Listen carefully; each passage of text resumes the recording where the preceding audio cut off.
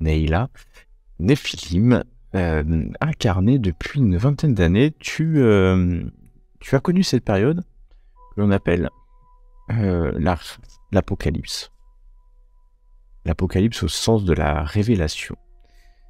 Toi, tu ne l'as pas vécu directement, mais tu as entendu ces rumeurs de retour d'Akhenaton, le fondateur des arcanes majeures, après des millénaires d'absence, de stase. Tu as entendu les rumeurs qui tournent autour des arcanes majeures, la chute du grand plan du bâton, l'arcane des Templiers, dont le grand plan a échoué il y a maintenant entre 15 et 20 ans. Et la nouveauté, tu l'as subie, toi, de plein fouet, la rupture du voile, la rupture du grand voile qui vous protégeait de la vue des mortels, vous, Néphilim, qui s'est brisé et qui a fait que maintenant, cette brisure a fait que maintenant vous êtes visible et tu as dû apprendre assez rapidement, en quelques mois, à cacher tes métamorphoses pour pas que les humains les voient. Donc tu es dans un corps, tu es dans le corps de Lily Perrin qui avait une quinzaine d'années à l'époque et qui suivait, une lycéenne qui était déjà à l'époque une aficionados de l'informatique et donc tu l'as fait continuer dans ses études et l'a fait devenir informaticienne. Tu es à Lyon depuis maintenant une bonne dizaine d'années. Pourquoi Lyon ? Parce que Lyon est la ville du grand jeu. Un jeu qui oppose les arcanes, les néphilim, les mortels, dans un combat qui n'est pas forcément physique, mais qui est souvent intellectuel, pour la connaissance de Lug. Lug qui est, alors toi je ne sais pas, tu n'as pas atteint cette connaissance, mais le pilier. Et donc Lyon était une cité occulte par excellence, dans laquelle de nombreux néphilim viennent passer une période de leur incarnation depuis maintenant l'époque gallo-romaine. Donc ça fait bien longtemps que cette cité est particulière. Et tu as connu, lors de cette incarnation et de ta vie ici, l'incunable souveraineté, qui est une bibliothèque, un libraire un peu particulier, puisque c'est une zone neutre dans laquelle toutes les oppositions, les factions du monde occulte peuvent se retrouver et échanger des informations. Alors c'est vrai que la personnalité aussi de Neila, il a toujours été depuis le début une messagère à l'Atlantide, donc communiquer les choses, rapporter des informations, donner un peu le savoir aux autres. Et du coup, elle a été mise en stase, elle s'est réveillée à l'époque de Jésus. Donc pareil, une grande révélation pour elle. Et elle a continué comme ça, dans ce schéma de récolter et diffuser des informations. Peut-être des fois un peu polémique, mais elle a continué avec ses plusieurs incarnations, toujours un petit peu dans cette optique-là. Et du coup, avec l'informatique, maintenant, je suis encore plus... Enfin, voilà, il y a encore plus de mouvements d'information. Donc pour elle, c'était un petit peu logique d'évoluer aussi avec le monde des humains. Et avec... Alors, pour elle, la vérité serait ailleurs, dans les autres mondes de la Kabbale, et peut-être là même encore plus loin, puisque maintenant, grâce aux technologies, elle s'intéresse aussi maintenant au monde des étoiles, l'univers, avec le savoir sur l'exode sidéral. Et c'est intéressant parce que tu t'es réveillé la première fois à l'incident Jésus. Cette manie que tu as en tant que néphilim incarné dans un humain de passer l'information est une manie qui t'a coûté beaucoup. Car malgré toi, tu as trahi. Tu as trahi les Esséniens, ce groupe qui a formé Jésus. Enfin, Jésus, toi, tu l'as vu, tu l'as rencontré, tu sais ce que c'est. C'est le Kwisatz Haderach, l'accord parfait entre l'être humain et un néphilim. Était-il un néphilim ou un être humain ? un mélange d'un pentacle et de casse-soleil, l'expérience ultime de l'arcane du battleur, du sentier d'or, de l'initiation des humains, ou était-il finalement juste un néphilim qui a réussi à intégrer dans son pentacle des fragments de casse-soleil humain? Tu ne le sais pas, mais c'est par sa parole, sa pensée qu'il a créé devant tes yeux, en tout cas devant ton pentacle, il a ouvert ces mondes de Cabale qui étaient définis par l'Ancien Testament quand même depuis longtemps. Et il a été puni pour cela, il a été puni par un groupement d'arcanes mineurs, d'humains. Et une des raisons de cette punition, c'est que tu as trop parlé. Tu as trop parlé et donné certainement des pistes à ces sociétés secrètes. Tu n'es pas été la seule, car tu sais qu'il a trahi. Son nom et Judas, il est connu, puisqu'il est écrit dans les évangiles. Judas, tu l'as connu aussi, mais tu ne l'as pas aussi trahi, bien entendu, que Judas. Et d'ailleurs, qui as-tu trahi? C'est la bonne question, car à l'époque, les arcanes majeurs s'opposaient. Les Néphilim, tous les Néphilim n'étaient pas pour Jésus, loin de là, puisque la Maison Dieu, la justice, était contre cette expérience menée plutôt par les battleurs. Et c'est ce qui t'a valu une mise en stase de quasiment 2 millénaires, puisque tu ne t'es réveillé que en cette période des années 30, dans une Europe en proie à la noirceur d'un régime nazi naissant. Et pourquoi tu as été... c'est une punition quelque part, oui, puisque cette astase a été emprisonnée par des Néphilim, par jugement de ce que tu avais fait à cette période, de ce que tu avais trop parlé, trop discuté. Et la Maison Dieu ainsi que la justice t'ont puni de cela et t'ont condamné à 2 millénaires de remise en stase. Ce jugement peut être lu au fin fond de ton pentacle, si quelqu'un est capable de le lire. Peut-être un initié de la Maison Dieu, un néphilim de la Maison Dieu ou de la justice serait capable de le voir, mais tu as payé pour ton qui était considéré comme ton crime.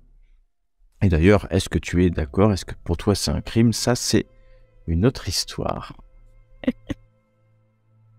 Peut-être. Je dirais que la peine a été disproportionnée par rapport à ce que j'ai fait. La peine a été disproportionnée, c'est ton avis. Et c'est énorme. Cette peine est énorme parce que la remise en stase est une punition. Les Néphilim ne souhaitent pas être en stase. Alors, ça dépend lesquels, mais la grande majorité. Et donc 2000 ans, à la fois c'est long et c'est court, puisque ça fait plus de... Maintenant, 12 000 ans que les Néphilim marchent sur Terre, et avant, vous étiez les Caïms. Donc c'est une étincelle pour l'humanité, et pour vous, un temps un peu plus long. Donc c'est assez fondateur dans ton histoire, cette punition. Tu as payé le prix, et tu n'as plus maintenant voilà, tu n'as pas à te cacher. Tu n'es pas considéré plus du tout comme une criminelle. Et certains le savent encore, que tu as été condamné à ce moment-là. Et donc depuis le XXe siècle, tu es incarné, tu avais connu Lyon, la France, et tu suis ta voie de kabbaliste. Il y a, donc ça fait maintenant quelques dizaines d'années que tu connais bien le monde moderne, d'où ton appétence pour l'informatique. Il y a une chose dont tu es sûr, c'est que pendant ton emprisonnement dans ta stase, tu es sûr, tu en as la conviction, quand tu as été libéré, que tu as libéré une fois, au moins une fois. Quand tu ne le sais pas, tu as oublié cette incarnation. Complètement. Est-ce que c'est un oubli volontaire dû à la perturbation des champs magiques, ou est-ce qu'on t'a finalement effacé du pentacle le souvenir de cette incarnation? Tu ne sais pas. Je ne sais pas, mais tu en as la conviction et tu cherches, et tu peux chercher de temps en temps dans des recherches si tu ne trouves pas de traces de toi-même dans l'histoire. C'est ça qui est pratique, tu as pu laisser des traces de toi. Tu as pas mal enquêté sur le trésor des Templiers. C'est quelque chose qui au XXe siècle était assez au goût du jour. Donc tu vas avancer. Le trésor des Templiers, c'est quoi? C'est le trésor spirituel, plus que le trésor physique, monétaire, même s'il y en avait. Et le trésor des Templiers est quelque chose qui est recherché par beaucoup de néphilim, car il est considéré important dans la mesure où il y aurait énormément de focus, énormément d'homoncules, énormément d'objets magiques cachés par les Templiers, encore une fois, hein, soit de manière spirituelle, soit de manière physique. Et il y aurait aussi, au niveau auquel tu es, tu sais que les Templiers, depuis pas mal de temps, ont créé des galions élémentaires. Tu t'es souvent interrogé et tu as enquêté sur cette notion de galion élémentaire pour découvrir que les Templiers s'étaient fait une spécialité de traverser les Akashas, les mondes rêvés par les humains, sur ces galions élémentaires, qui sont des vaisseaux très spirituels, hein, qui permettent à des Templiers de pouvoir se déplacer entre les Akashas. Toi, tu connais les Akashas, ce sont des univers, des bulles, on va dire, des bulles de casse-soleil qui sont créées par le rêve des humains. Les Néphilim, vous ne rêvez pas, mais les humains rêvent, et quand ils rêvent en masse, ils peuvent créer des bulles de casse-soleil qui sont des Akashas. On peut rentrer dans ces Akashas, il y a toujours une clé pour entrer. Il y a une encre aussi à cet Akasha pour éviter qu'elle dérive dans les champs magiques. Et c'est souvent une idée très forte. Par exemple, je vais prendre une idée, il y a le Paris rêvé. Et il y a le Paris médiéval rêvé par plein de gens qui rêvent le Paris médiéval. Et donc, ça va créer un Akasha ou une Akasha, peu importe. Et on peut rentrer dedans et se balader dans ces rêves cristallisés des humains. Et les Templiers se sont fait une spécialité d'y aller. Pourquoi? Tu ne sais pas. Peut-être pour cacher des choses. Les Néphilim y vont aussi. Ça leur permet d'avoir accès à parfois des savoirs. Et votre corps physique se déplace dans les Akashas. Ok. Votre corps physique se déplace. Si vous êtes emprisonné dans un Akasha, vous êtes emprisonné dans un Akasha. Si vous mourrez dans un Akasha, c'est très dommage pour vous. Votre pentacle va rester coincé dans une bulle de casse-soleil en dehors du temps et l'espace. Donc voilà sur les Templiers. Et c'est ton ennemi le plus connu, ton ennemi préféré. Tu le connais bien, très bien, leur méthode. Et d'ailleurs, tu as eu accès récemment à pas mal d'informations sur la restructuration suite à leur chute il y a une vingtaine d'années. Donc Nayla, tu connais bien, ou s'il y a besoin, tu peux connaître des obédiences templières, tu peux connaître leur méthode de combat, d'enquête, d'investigation, et peut-être même certaines de leurs planques que tu as pu découvrir au XXe siècle. Donc voilà, ça c'était deux grandes forces en termes de quête ésotérique et de savoir ésotérique. Après, tu es plutôt, on va dire, polyvalente sur tes savoirs ésotériques. Il n'y en a pas de très très gros, mais tu connais un peu la révélation, donc l'Apocalypse, et la Synarchie, qui est une autre arcane mineure. Et voilà. Maintenant, concernant ta narcose, dis-moi à quel lieu tu es lié. Lieu. Ça peut être n'importe où, hein. Ça peut être vraiment n'importe quel lieu. Comme ça, je serais incapable de voir vraiment cette petite... Alors, c'est une ondine, donc forcément avec de l'eau, je pense, mais vraiment cette petite grotte, cette petite... ce petit espace bulle qui protège bien, en fait. Mais je voyais plus, oui, une espèce de petite grotte... Eh ben, très bien. Non loin de Lyon, quand tu descends vers l'Ardèche, d'ailleurs, sur cette même rivière, tu as fait plusieurs retraites dans c'est des anciennes habitations troglodytes, dans ces pierres un peu sèches. Et c'est là où un jour tu t'es accroché à cet endroit un peu trop. Et désormais tu es attaché à cette petite grotte non loin des eaux de l'Ardèche, de cette rivière, que tu aimes bien, mais malheureusement c'est une punition parce que tu as toujours envie d'y retourner. Et là ça va, t'arrives à t'éloigner suffisamment, mais tu sais que peut-être avec le temps et les blessures, le besoin de revenir va s'accentuer et peut-être même de te fondre dans cet endroit. Il y a quelques semaines, tu as entendu parler au détour d'une conversation dans le milieu que tu connais à Lyon, d'une exposition qui t'intéresse parce que, après tout, une Néphilim et une exposition. Et quand tu y allais, tu t'es rendu compte à cette exposition qu'une des pièces était une stase. T'es revenu le soir, c'était pas une exposition très surveillée, tu as récupéré la stase et tu as réveillé un Néphilim, un phénix. Il s'est rapidement présenté comme Orishas. Tu as eu la gentillesse de lui amener un corps d'une personne que tu avais assommée dans la rue. Un corps qui pouvait être adapté à un Pyrim, un Néphilim du feu, puisque tu avais identifié que c'était un Pyrim. Sûrement l'un des artistes qui l'avait fait. De cette exposition en plus. Dont l'esprit, ce fameux Bastien Relot, dont l'esprit a été écrasé quand Orishas y est apparu. Et tu t'es attaché à lui.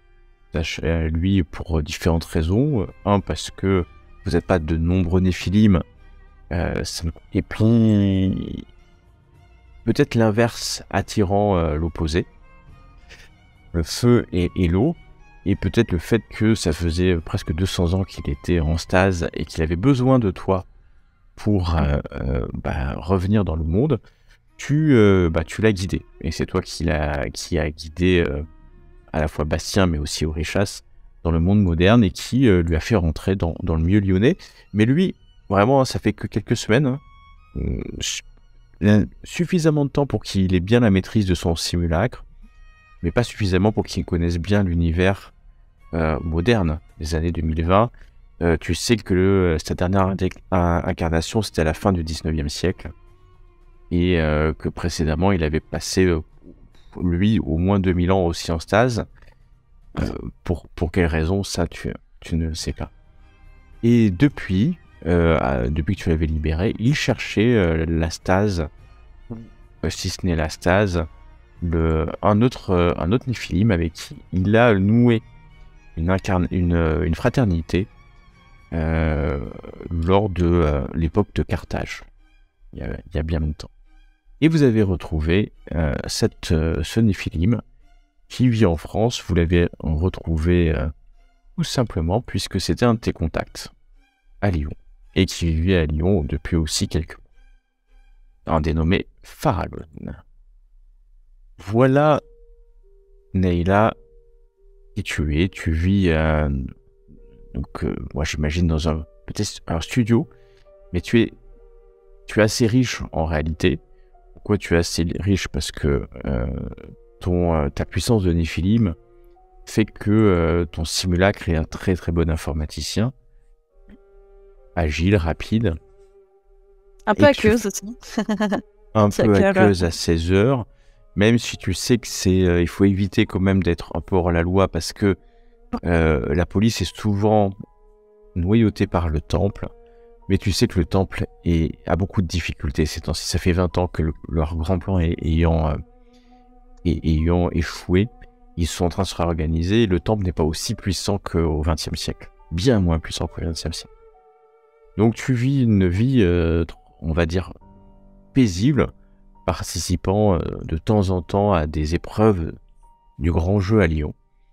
Et c'est toi qui as eu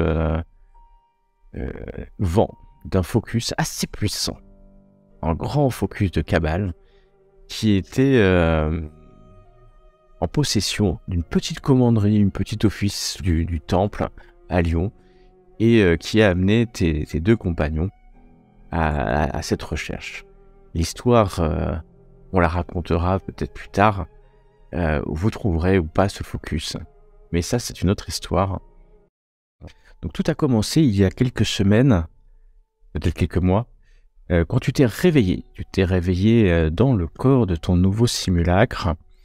Ça faisait maintenant plus d'un siècle que tu t'étais incarné pour la dernière fois et tu t'es réveillé dans le corps de Bastien Reylo, un artiste moderne.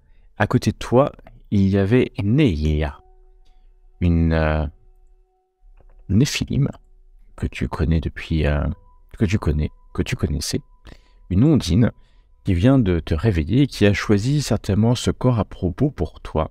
Elle tient dans ta main ce morceau de monolithe qui te sert de stase depuis plus de 10 000 années terrestres et que tu chéris et que tu détestes à la fois, bien entendu.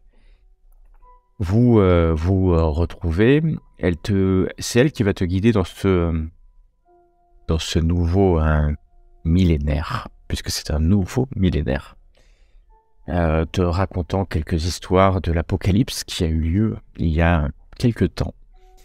Chose assez floue pour toi, puisque tu n'étais pas réincarné ou incarné pendant Pendant plusieurs siècles même. depuis 1890. 1890, ou dans ces époques-là, parce que la date est pas précise. Et c'est très intéressant parce que on va venir un peu dans ton passé. Puisque un jour, tu vas être présenté, tu vas te retrouver, il y a, on va dire, quelques jours de cela, à peine, tu vas être sur la piste de ce focus. Un focus, vous avez, certains ont trouvé la paix. Ah oui, et tu as retrouvé quelqu'un récemment, qui n'est d'autre que Farallon. Mais c'est alors que tu étais chez toi et que tu étais peut-être devant cet outil qui s'appelle Internet, que tu découvres, tu as eu un effet mnémos, quelque chose qui t'est revenu, donc une réminiscence d'un temps passé. Et tu t'es rendu compte, et ça te vient de cette époque où tu vivais en tant que mercenaire à Carthage, ou en tout cas dans les alentours de Carthage, et tu as travaillé longuement pour les armées de Carthage. On est au IIe siècle, avant l'incident Jésus, dont tu as entendu parler, toi, presque 1900 ans après, et plus d'ailleurs, presque 2 millénaires après. Et tu t'es reproché, tu t'es rappelé cette quête qui t'était chère, la quête que tu avais commencée sur les portes noires, cette quête qui t'a fait côtoyer les Sélénimes. Et pourquoi ça t'est revenu? Tu t'es rendu compte que une des personnes que tu avais rencontrées ce jour même, au détour d'une de tes activités artistiques, n'était autre qu'un Sélénime. Tu as eu du mal à t'en rendre compte, ta magie n'arrivant pas à accrocher la lune noire qu'il émane, et donc tu as commencé à faire quelques recherches dessus. Et c'est assez important pour moi maintenant de te poser la question, après ces millénaires, quelle est ta relation avec la lune noire? Donc je précise bien que la lune noire date de bien avant les Caïmes, puisqu'elle a été portée par les Sauriens, qui vivaient avant l'ère des Caïmes. Il y a eu une période de recouvrement quand même, et c'est une magie très particulière qui est utilisée par des Néphilim, mais parfois des Onirim, qui sacrifient leur cas pour le remplacer de manière assez simpliste par la lune noire. Cette lune noire permet d'avoir accès à une puissance multiséculaire, multimillénaire, invoquant cette lune cachée, ou cette puissance magique cachée. Et donc je reviens à ma question, une fois que j'ai bien remis le contexte. Quel était ton lien avec la lune noire? Attrait, ou peur? Voilà. C'est pas tant... Mon lien n'est pas tant avec la lune noire. En fait, à la base, c'est plutôt l'orichalque. Ouais. L'orichalque qui pour moi représente une souffrance. Et quand on a trouvé les portes noires et qu'on a vu, certains ont sacrifié leur cas. Donc les sélénimes, je les connais assez peu en fait, et j'ai assez peu de relations. C'est plus autour des portails et de ce que ça représente que j'ai cherché à étudier. Et probablement, à un moment donné, j'ai été confronté dans ce que je vois aux prémices de l'apparition des sélénimes en tant que groupe réel et vague de traverser des portes. Et j'y vois, moi, un acte, pour certains en tout cas, de sacrifice et peut-être un moyen de chasser l'orichalque de ce monde. Ok. Et donc, ça peut être une arme supplémentaire dans ton inventaire, dirons-nous, pour effectivement chasser l'orichalque, même qui arrivait à un moment donné. Donc, s'il arrivait, peut-il être détruit complètement. Et donc, c'est intéressant parce que tu te rappelles, cet effet Mnémos te ramène à cette époque de Carthage, et tu étais mercenaire, donc tu as fait de nombreuses batailles. Et dans les rangs de Rome, tu t'es affronté à des Mystes, puisque les Mystes étaient assez puissants parmi le polythéisme romain. Et tu as dû faire un choix à un moment donné entre te rapprocher des Mystes ou qu'ils soient tes ennemis. Et c'est une question sur ça que j'ai pour toi. Je me suis plutôt opposé aux Mystes, puisqu'ils sont proches de l'orichalque et ils embrassent quelque chose qui est, pour moi, profondément maléfique. Eh bien, tu as lutté contre eux de longues années. Et moult d'entre eux ont péri sous tes coups de hache ou d'armes. C'est ça qui t'a permis au fur et à mesure de les interroger, d'en savoir plus sur l'orichalque. C'est un moment important. Tu as découvert énormément de secrets sur l'orichalque. Pas forcément comment le détruire, mais en tout cas tu en es devenu un expert et tu es capable de le sentir et d'en sentir même les formes et les dérivés, qui est important pour toi. Mais tu es resté, Orichas, dans la mémoire des Mystes. Tu le sais. Tu le sais puisque quelques centaines d'années après, ou plusieurs centaines d'années après, quand tu t'es réveillé à l'époque viennoise, les Mystes ne t'ont pas oublié. Et c'est eux, la dernière fois, à ta dernière incarnation, Orichas, à la sécession viennoise, c'est les mêmes Mystes que tu as combattus 2000 ans avant, qui t'ont renvoyé en stase. C'est important que tu l'aies en tête. Et voilà, donc ta voix de magie est importante. Tu la suis, tu es un magicien puissant, et c'est finalement assez logique que les Mystes te poursuivent, parce que c'est plutôt des opposants, des magiciens de cette magie primitive. Quelques jours avant ton départ vers la Bretagne, tu t'es rendu compte que tu étais suivi. Tu es suivi. Régulièrement, tu te retournes, tu as une nature des vécus de combattant, donc la vigilance, c'est quelque chose que tu maîtrises assez bien. Et puis, tu as senti qu'on te suivait. Alors, tu connais cette guerre éternelle qui se passe à Lyon. En tout cas, Neila t'en a parlé un peu, Farlan aussi. Cette guerre qui oppose les différentes groupuscules, sociétés secrètes, arcade mineure et arcade majeure, dans un combat qui n'est pas forcément physique, parfois intellectuel. Mais tu sais que c'est de plus en plus suivi. Tu as pu, à un moment donné, te rendre compte que tu étais suivi, bien entendu, par cet arcane qui te poursuit. Cet arcane mineur de l'épée, les Mystes. Et est-ce que tu as voulu en attraper un pour savoir ce qui pouvait être, ou est-ce que tu as laissé courir pour l'instant? Ils ne sont pas belliqueux, ils te surveillent régulièrement. En fait, oui, j'ai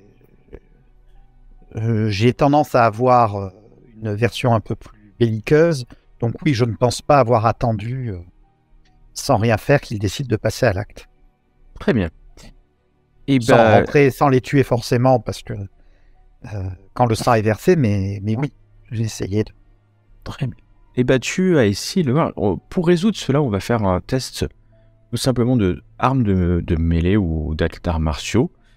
Soit tu réussis, tu arriveras à l'attraper, soit tu échoues. Et 30, skill marge de 3, très bien. Tu vas essayer de l'attraper, mais Smith, t'en es quasi sûr, hein, d'après ton expérience, te glisse entre les doigts, et tu ne les reverras plus. Tu ne les reverras plus jusqu'à ton départ en Bretagne. Plus de sentiment d'être suivi, plus de sentiment, enfin à part par les Templiers à un moment donné, en sortant d'une commanderie. Là, tu as été suivi, mais tu sais qu'ils se sont repliés jusque peut-être la prochaine fois. Et quelles sont tes relations? Ce sera ma dernière question avec Neyla et Farallon. Alors, tes relations, ou en tout cas, comment toi tu les perçois? Alors, vu ce qu'a décrit Neyla, je ne la connaissais pas avant qu'elle ne me réveille. Donc, comme je suis un Pyrim, mais néanmoins plutôt posé, donc j'ai un tempérament de feu dans le sens où je n'aime pas le statique, mais néanmoins j'ai plutôt tendance à regarder, à observer et pas à foncer. Donc sur Neyla, elle m'a libéré. C'est donc une sœur. Elle est proche de Farallon, donc je lui fais confiance, mais je ne la connais pas encore. Quant à Farallon, visiblement, c'est pour moi vraiment un frère avec qui, dans le passé, puisque la première chose que j'ai fait en me réveillant, et Neyla m'y a aidé, c'est même de chercher à savoir s'il était réincarné. Donc c'est clairement un Néphilim avec qui j'ai noué des liens dans le passé et que je considère comme un frère réellement. Alors je ne sais pas à quel moment, comment ça s'est fait, mais je pense qu'on s'est liés, et le respect de la parole et de la loyauté à une cause et à un ami va au-delà de tout, et donc je pense que je lui dois. J'ai des raisons de le considérer comme un vrai frère pour moi. Très bien. Et d'ailleurs, quand tu as retrouvé Farallon, vous avez pu... lui, tu connais son goût pour les sorties, pour l'alcool, la bonne nourriture, et vous avez traîné dans ces bouchons lyonnais que tu reconnais quelques-uns. Maintenant, lui, il les connaît tous, hein, certainement. Et un jour que tu étais dans un des bouchons, il y avait eu... ça parlait, ça discutait, tu as entendu, et puis au moment où tu mangeais un plat, tu as eu un sentiment étrange, comme si tu te rappelais de quelque chose, d'une incarnation passée que tu aurais oubliée. Et tu es persuadé depuis ce jour, peut-être l'alcool, hein, mais tu es un Néphilim. L'alcool, ça touche ton simulacre, pas ton pentacle. Tu es persuadé que tu as été réveillé plus que ce que tu rappelles. Quand tu n'arrives pas à mettre la main dessus, mais tu as ça en tête. C'est assez lancinant, et les jours passent en te disant j'arrive pas. C'est peut-être récent ou beaucoup plus long, ça c'est le vrai sujet, mais tu as ça en tête. Tu reviens et tu te rends compte que lors de cette incarnation, ta magie avait atteint, et ça t'en est sûr, une puissance inégalée.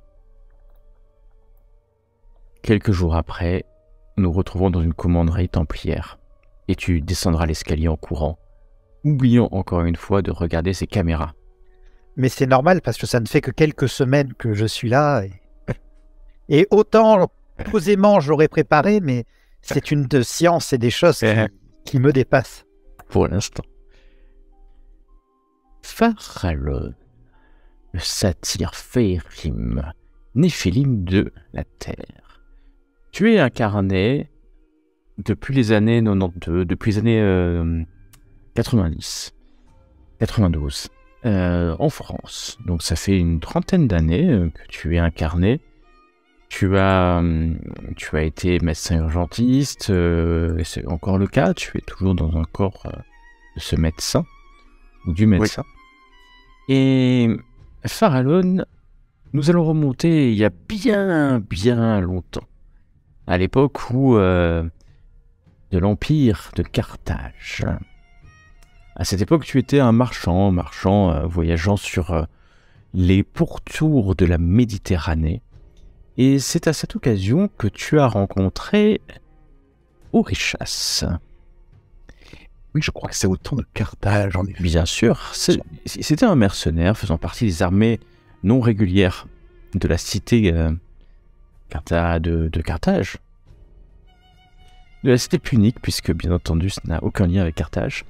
Et tu l'as rencontré là, alors qu'il combattait pour les armées, mais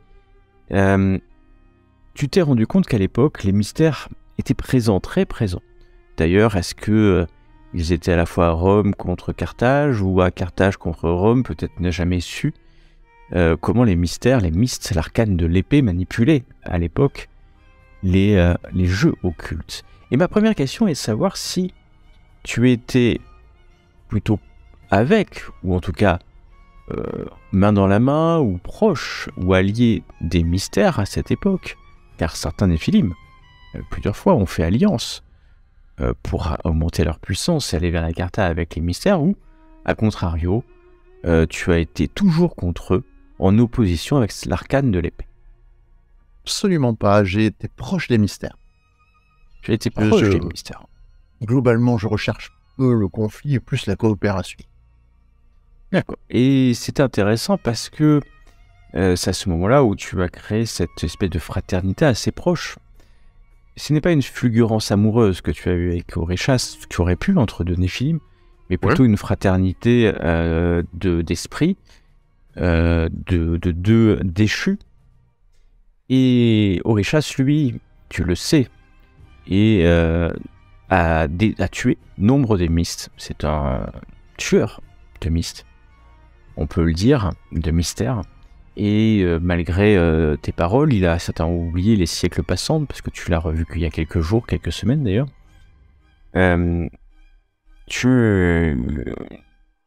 as été en opposition parfois avec lui sur son approche très belliqueuse, jusqu'au boutiste, voire sanguinaire, auprès des mystes qu'il rencontrait. C'est une opposition, mais aussi une force. Oui, je t'en prie. Que je l'aurais mis, comment dire, sans chercher, comme je dis, je recherche pas le conflit, mais j'aurais peut-être cherché à cacher des mystes pour les aider, enfin du moins de ceux qui étaient mes amis. Voilà, je suis quelqu'un très amoureux des Néphilim. Enfin, Farallon est quelqu'un très amoureux des Néphilim. Il n'aime pas trop le conflit. Bon, il n'a pas le choix, hein, quand il y a des Nickel ou même des Rose-Croix. Mais les mystes, comme, oui, s'il y avait possibilité de discuter, Farallon les aurait aidés et pourquoi pas lier amitié. Et même jusqu'à les cacher s'ils étaient en danger. Ok. Très bien, c'est une posture assez dangereuse, hein, parce que les mystères sont fourbes, hein, et t'ont peut-être utilisé d'ailleurs, certainement utilisé.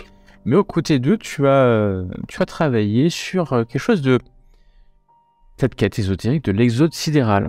Cette volonté peut-être que les Néphilim auraient de rejoindre les étoiles dont ils pensent être issus, ou les planètes dont les champs magiques comme Vénus, ou Mars pour le feu, ou dans les champs magiques sont peut-être issus. Donc tu as commencé à travailler sur ça et ils t'ont lourdement ou longuement aidé à développer aussi la magie, car les mystères ont une forme de magie. Donc un moment assez fort, vous avez... tu n'as pas vécu des années avec Orichas, mais en tout cas à chaque fois que ta route te ramenait à Carthage ou dans ses environs, tu as pu le côtoyer. Il a vécu de longues années, toi aussi, avant de périr, toi te réveillant à l'époque de la naissance du Kwisatz Haderach, de l'expérience de l'arcane du battleur, et effectivement, de ce que d'aucuns ont appelé l'incident Jésus. Et c'est là où tu as suivi finalement la voie ouverte par cette créature que tu n'as peut-être jamais rencontrée d'ailleurs lui-même, même si tu en as su l'existence, entendu l'existence, parce qu'à l'époque les déplacements n'étaient pas simples, hein, Néphilim ou pas Néphilim, et donc tu l'as peut-être loupé quelques mois ce Jésus, mais en tout cas tu as marché sur cette quête, et puis la quête aussi de ce qu'on appelle le Graal, cet objet très, très spirituel qui a récolté le sang de Jésus, quelque chose qui est très orienté vers les mondes de Kabbale, puisque la quête du Graal passe par aussi l'apprentissage des mondes. Et certainement tué par un membre de l'arcane du bâton, excusez-moi, tu as rejoint les champs magiques jusqu'à les années assez proches, où tu as vécu un peu retiré finalement du monde occulte, sans rentrer dans ce qu'on a appelé les guerres de l'Apocalypse, qui ont déchaîné les arcanes majeures et mineures en cette fin de XXe siècle.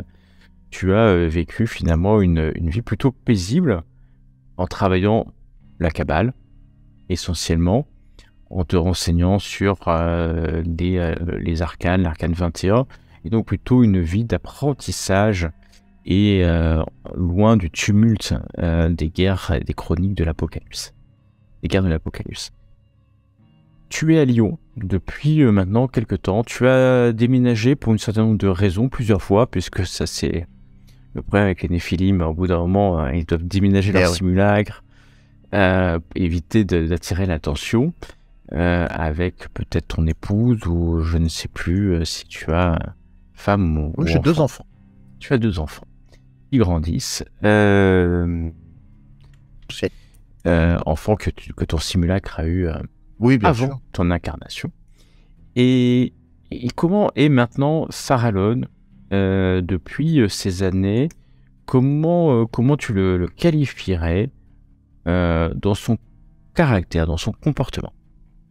Alors, Farallon est quelqu'un de très curieux. Alors, non pas qu'il soit spécialement amoureux des êtres humains, il aime les comprendre. Il aime essayer de comprendre les choses. Il va goûter à tout, si j'ose dire, aux différentes manies des humains. Qu'elles soient entre guillemets, bonnes ou mauvaises manies, il va quand même goûter, essayer de comprendre pourquoi un humain va agir ainsi, va agir comme ça, etc. Jusqu'à même se livrer à des expériences qu'on pourrait juger peu fréquentables, mais d'autres qui pourraient être par contre totalement bonnes. Il est très curieux de ça. Il a vécu voilà, c'est-à-dire c'est comme ça en fait qu'il s'est mis sur le chemin du monde. Pour lui, c'est comme ça un petit peu de la carte 21.